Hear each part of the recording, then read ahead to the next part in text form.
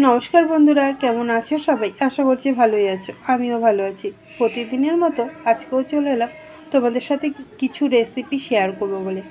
আজকের যে রেসিপিটা শেয়ার করছি, আমাদের এখানে 31শে ডিসেম্বর পিঠেপুলির মেলা হয় আমাদের পাড়াতেই। আমরা ওখানে পার্টিসিপেট করি, মানে প্রাইজ বলো কিছু গিফট বলো তো সেখানে দেওয়া হয়। তো সেই কম্পিটিশন হয়, কে ফার্স্ট হবে কে সেকেন্ড হবে, কার দোকানের মাল কত তাড়াতাড়ি বিক্রি হয়।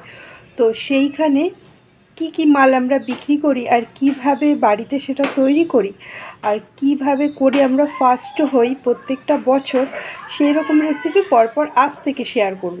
তো আজকে যে রেসিপিটা শুরু করছি সেটা হচ্ছে, আমরা এই পিঠেপুলির মেলাতে 200 পিস বানাই, যেটা আধ ঘন্টার মধ্যে মানে 30 মিনিট মধ্যে শেষ হয়ে যায়। এত সুন্দর দেখতে হয় আর তার খাওয়ার কোয়ালিটিও এত ভালো হয়, মানে খেতে খুব সুন্দর হয়। বুঝতে পেরেছো? তো চলো দেখিনি কি বানিয়েছি। দেখো, বানিয়েছি গোলাপ ফুল। দেখতে লাগছে তো গোলাপ ফুল। এবার প্লেটে পরিবেশনের জন্য আমি সাজিয়ে নেব। আর এই গোলাপ ফুলটা কিভাবে বানালাম পুরো ভিডিওটা অবশ্যই দেখবে, তাহলেই বুঝতে পারবে। কোনো জায়গা থেকে বাদ দিলে হবে না। আর এরকম আগামী দিনের যত রকম পিঠে আছে, যেটা তোমাদের সাথে শেয়ার করব বলেছি, তো সেই রকম নতুন ভিডিও দেখতে যারা এখনও আমার চ্যানেলটিকে সাবস্ক্রাইব করোনি, প্লিজ সাবস্ক্রাইব করে দিও। আর যারা পুরনো বন্ধু রয়েছে, যারা এতদিন আমার সাথেই আছো, পাশেই আছো, তাদের জানিয়ে অসংখ্য ধন্যবাদ। তো ভালো থেকো, সুস্থ থেকো। তাহলে চলো কিভাবে আমি এই গোলাপ ফুল বানালাম, কিভাবে এই সুন্দর কালারটা হলো, তো চলো দেখে নিই।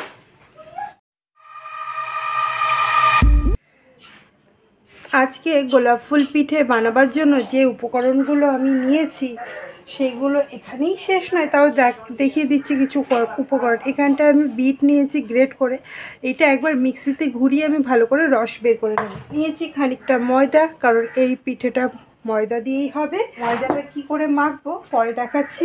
নিয়েছি গুড়। আমি প্রথমে যেটা করব, গুড়টাকে আমি শিরা করতে বসিয়ে দেব। গ্যাস ধরিয়ে কড়া বসিয়ে দিয়েছি।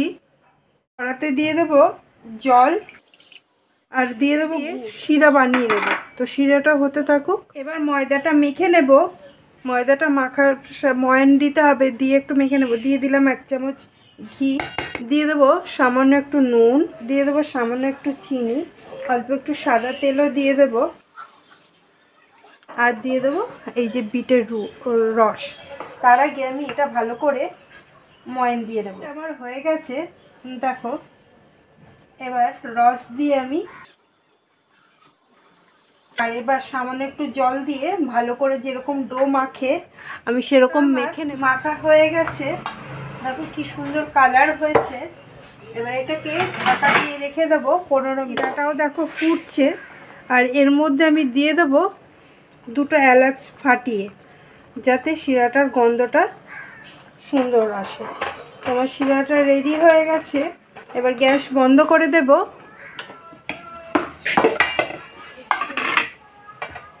15 মিনিট হয়ে গেছে। এবার ডোটাকে একটু ঠেসে নেব। এবার ডোটা দিয়ে আমি লেচি কেটে নেব, যেরকম রুটির লেচি কাটে সেরকমই করে নেব। একটু বড় বড় করলেও অসুবিধা নেই, বড় করে একটা রুটি করে ডোগুলো রেডি করে নিয়েছি। এবার বেলে নেব। আমি আটা দিয়ে বেলে নিচ্ছি। এটা আটা দিয়েই বেলতে হবে, কারণ এটা পাতলা রুটির মতো বেলতে হবে। একটা রুটি বেলে নিয়েছি। একটা নিয়েছি আমি গ্লাস, তোমরা যে কোনো ঢাকা কিংবা গ্লাস কিংবা ছোটো বাটি ইত্যাদি কাটা যায় সেরকম করে দিয়ে কেটে নেবে। তো আমি এইভাবে গোল গোল করে, দেখো এবার কি করব। এবার দেখো আমি এরকম 3টে ছোট ছোট, এটাকে কি বলবো, দই বলি বা বলি, যাই হোক, এই যে 3টে পরপর নিয়ে নিলাম গুছিয়ে। এবার কি করব, একটা ছুরি নিয়েছি যেটার চারদিকে আমি কেটে দেব, কিন্তু মাঝখান দিয়ে যেন ভাগ না হয়। দেখো 4টে আমি কেটে নিয়েছি। এবার আমি করব গোলাপ ফুল। দেখো একটা পাপড়ি আমি গুটিয়ে দিয়েছি। এইভাবে আমি সব দিক থেকে গোটাতে থাকবো। হাতে একটু জল দিয়ে দেবে।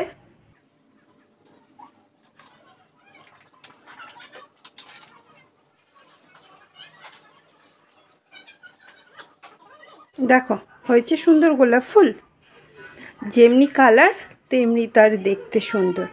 দেখেছো কি সুন্দর হয়েছে? তোমাদের আরও একটা এইভাবেই করে দেখাই, নাহলে যারা বুঝছো না। এই দেখো তিনটে আমি এই ছোট ছোট যে করেছি লুচির মতো, এটা তিনটে বসিয়ে দিলাম। এবার ছুরি নিয়ে এমনভাবে কাটবো যাতে মাঝখানটা জোড়া থাকে। দেখেছো? এবার মাঝখানে একটু জল লাগিয়ে দেবো যাতে এরপর আমি পাপড়িগুলো গোটালে সুন্দর আটকে যায়। এবার দুই দিক দিয়ে আমি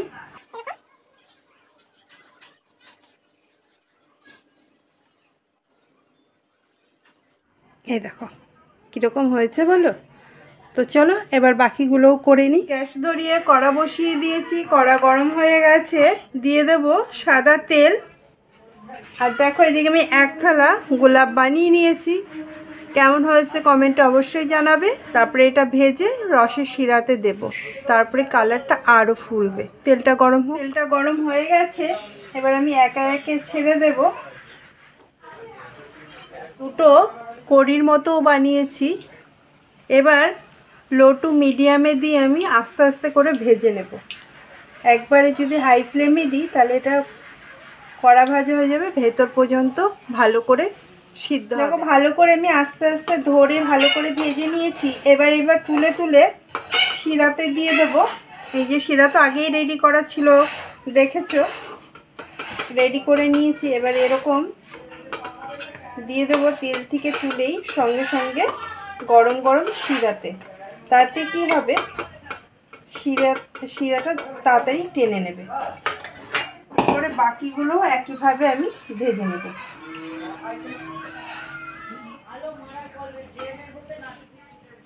এটাও ভাজা হয়ে গেছে। এটাও গ্যাস বন্ধ করে দেব আর দিয়ে দেব রসের শিরার মধ্যে। এবার রসের শিরার মধ্যে আমি 15 মিনিট ডুবিয়ে এইভাবে রেখে দেব। আর এরকম আগামী দিনের যত রকম পিঠে আছে, যেটা তোমাদের সাথে শেয়ার করব বলেছি, তো সেই রকম নতুন ভিডিও দেখতে যারা এখনও আমার চ্যানেলটিকে সাবস্ক্রাইব করোনি, প্লিজ সাবস্ক্রাইব করে দিও। আর যারা পুরনো বন্ধু রয়েছে, যারা এতদিন আমার সাথেই আছো, পাশেই আছো, তাদের জানাই অসংখ্য ধন্যবাদ। তো ভালো থেকো, সুস্থ থেকো।